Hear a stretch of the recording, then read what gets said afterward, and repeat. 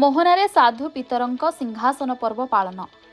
ब्रह्मपुर धर्मप्रदेश अंतर्गत मोहना धर्मांचल पर्व साधु पितरंक सिंहासन पर्व 2025 मोहना साधु पितर मुख्य चर्च परिसर रे आज दिन 2 घंटा समय अनुष्ठित हो जाइछि।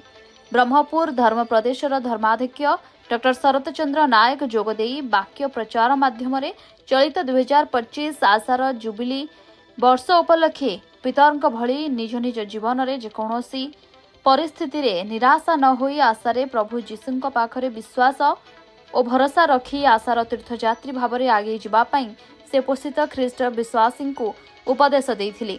उक्त पवित्र उत्सव रे SWAD निर्देशक फादर विमल चंद्र नायक, धर्माध्यक्ष सेक्रेटरी फादर पूर्णचंद्र नायक, फादर रमेश चंद्र नायक, फादर देवानंद नायक आदि अनेक जाजक, सेवाभ्राता, सेवा भगिनी एवं अंचलर अनेक ख्रीष्ट विश्वासी उपस्थित रही प्रभु जीशु ख्रीष्णଙ୍କ अनुग्रह भिक्षा करथिले।